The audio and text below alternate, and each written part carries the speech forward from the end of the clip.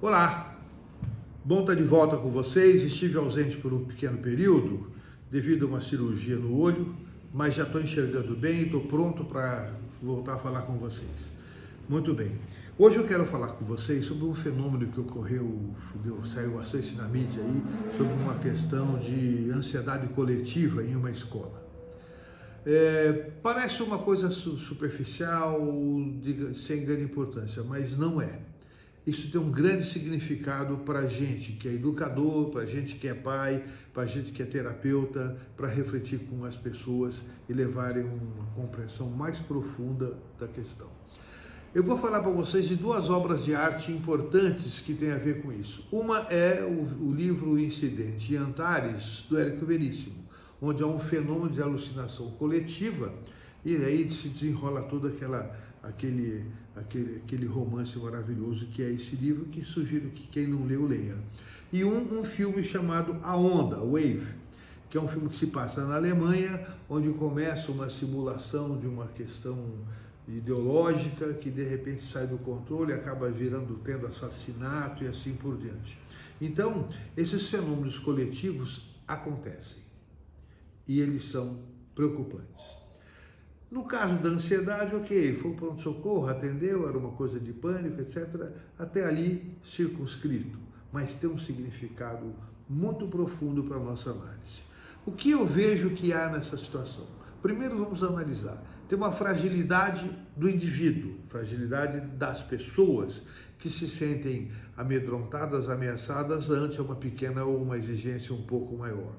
Tem uma fragilidade do sistema, do conjunto das ações que tem a ver com todo um processo de educação, um processo de comunicação, um processo de mídia, um processo de relação pais-filhos, todo esse sistema com uma fragilidade.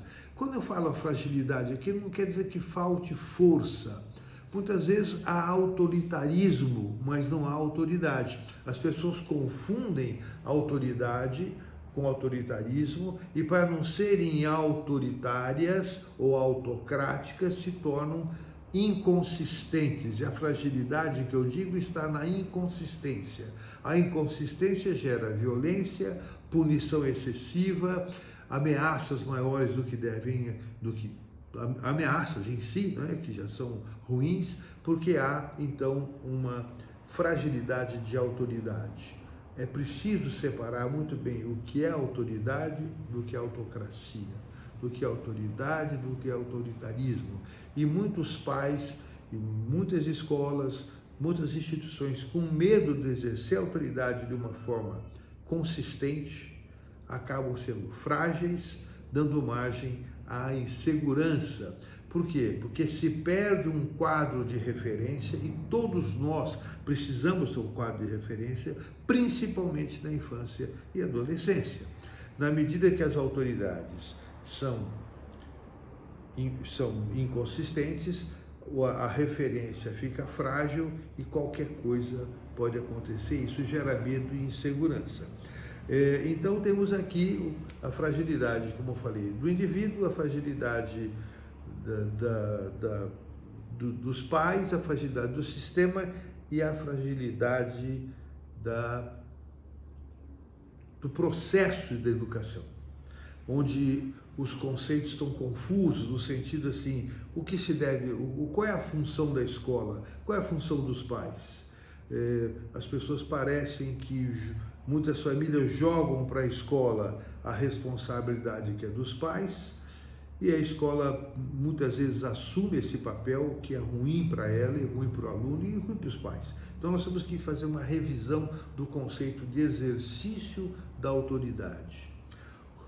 Os filhos precisam de parâmetros, os alunos precisam de parâmetros. Os parâmetros nos protegem, geram uma coisa chamada quadro de referência, e com isso eu sei o que é certo, o que é errado, o que é bom e o que é ruim.